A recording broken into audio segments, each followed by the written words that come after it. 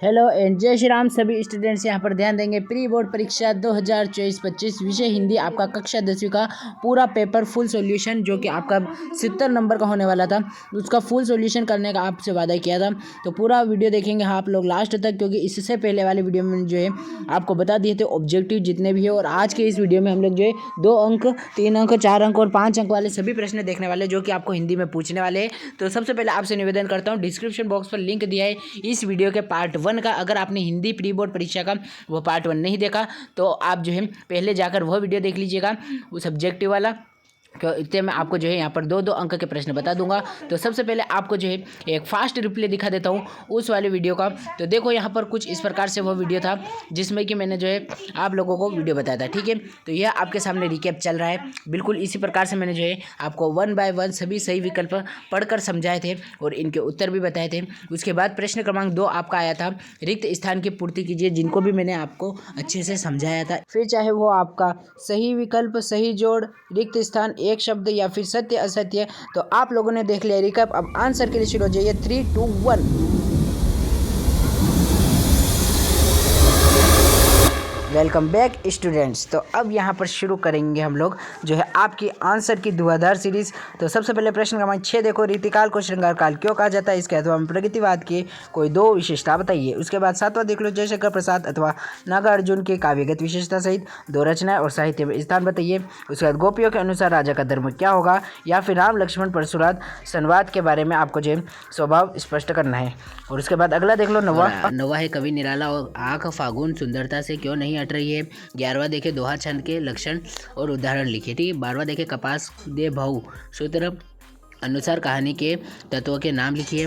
उसके बाद अगला राम वृक्ष, बेनीपुरी या यतेंद्र मिश्र में से किसी एक के साहित्यिक विशेषता और 2 रचना साहित्य में स्थान लिखिए। 14वां देखें मूर्ति पर सरकंडा का चश्मा क्या उम्मीद जगाया करता था। 15वां एक कहानी यह भी आत्मकथ्य में लेखिका ने अपने पिता को रसोई को भटियार खाना कहकर क्यों संबोधित किया। उसके बाद 16वां है निम्नलिखित वाक्यांशों के लिए एक शब्द लिखिए, है ना। तो इसके बाद 17वां देखिए यहाँ पर, तो फिर कभी श्वेत तो कभी रंगीन पताकाओं का फहराना अलग अलग अवसरों की ओर संकेत करता था, यह 2 अंक का है। 18वां देखें तो यह भी 2 अंक के, ठीक है। 2-2 अंक के जितने भी प्रश्न हैं इनके उत्तर अब देख लेंगे हम। तो प्रश्न क्रमांक 6 का उत्तर देख लें। रीतिकाल के कवियों ने श्रृंगार काल रस में रचनाएं लिखी, इसके अथवा में यहाँ पर प्रगतिवाद की यहाँ उनकी 2 रचनाएं, है ना। तो फिर यह रह गई युतांग, युगामन और ग्राम्य, ठीक है। इसके बाद यहाँ पर सूर्यकांत त्रिपाठी काला। इसके बाद अगला देखिए यहाँ पर जयशंकर प्रसाद का जो है आपको लिखना था, ठीक है, 2 रचना और कला पक्ष। उसके बाद यहाँ 8वां देखिए गोपियों के अनुसार राजा का धर्म उसकी प्रजा की हर तरह से रक्षा करना, नीति से राजधर्म का पालन करना होता है। एक राजा तभी अच्छा राजा कहलाता है जब वह नीति के साथ करता है। उसके बाद राम विनम्र, धैर्यवान, मृदुवशी, ये जो है राम लक्ष्मण संवाद में राम की जो विशेषता लिखनी थी, तो यह इसका उत्तर हो गया 8वें का अथवा का। प्रश्न क्रमांक 9 का उत्तर देखेंगे यहाँ पर, तो फागुन के मौसम तथा द्रव्य अत्यंत मनमोहक होता है, चारों तरफ का दृश्य होता है। इसके अथवा हम पूछा था बच्चे तथा बड़े व्यक्ति के मुस्कुराने में कितना अंतर है ना, यह इसका उत्तर हो गया। अब 10वां देखें प्रबंध काव्य और मुक्त काव्य में अंतर लिखना था, यह इसका उत्तर हो गया। 10वें के अथवा में हास्य रस का उदाहरण लिखना था, तो यह इसका उत्तर हो गया, ठीक है। तो 10वें तक हमने जो है पढ़कर बता दिया है। 11वां भी देख लो, दोहा रस के जो है आपको परिभाषा लिखनी थी, यह इसकी परिभाषा हो गई और यहाँ पर एक उदाहरण हो गया। उसके बाद अतियोक्ति अलंकार की बात करें तो अतिशयोक्ति अलंकार की यह परिभाषा और यह रहा उदाहरण, ठीक है, बिल्कुल देख लीजिए। 12वां जो है उस सूत्र के अनुसार यहाँ पर उसके लिखने थे वातावरण वगैरह, हमने जो है इसका उत्तर लिख लिया है। अब प्रश्न क्रमांक 12वां में अथवा में पूछा था आत्मकथा तथा जीवनी में अंतर, तो ये इसका उत्तर हो गया।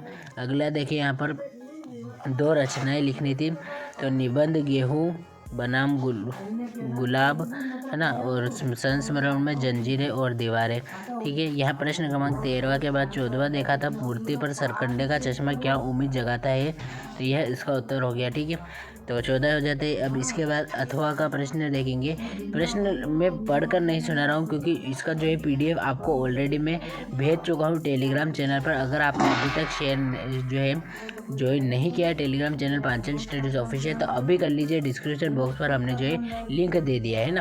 अब भटियार खाना, इसके बाद 15वें का उत्तर है ना। आग का आविष्कार अपने आप में बहुत बड़ा आविष्कार है, यह 15वें के अथवा का उत्तर। 17वां देखिए हम तो 108 श्वेत पत्रिकाएँ फैलाई जाती है, कई बार ऐसा होता है। उसके बाद 18वां 16वां 17वां जो है सारे देख लिए आपने 2-2 अंक के। अब यहाँ जो है 18वें से आपके 3 अंक के प्रश्न शुरू हो जाते हैं जो कि आपको देख लेना फटाफट से, है ना। तो संदर्भ प्रसंग व्याख्या थी। 19वें में भी संदर्भ प्रसंग व्याख्या है। 20वें में जो है आपको पूछा है अगरबत्ती विक्रय हेतु एक विज्ञापन तैयार कीजिए। और अथवा में विद्यालय में प्रवेश को लेकर अभिभावक और प्राचार्य के मध्य संवाद लिखिए, है ना। 21वां प्रश्न देखें हम तो काव्यांश अपठित काव्यांश है और गद्यांश को पढ़कर पूछे गए प्रश्नों के उत्तर देखिए। 4 अंक का ये देखने को मिल रहा है आपको।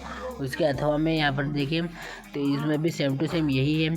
22वां देखो तो अपने जिलाधीश को ध्वनि विस्तारक यंत्र रोकने के लिए एक प्रार्थना पत्र आवेदन पत्र लिखिए। और अथवा में जो है यहाँ पर आपको निबंध देखने को मिलता है प्रश्न क्रमांक 23 में। सबका उत्तर हमने जो है PDF में दे दिया है।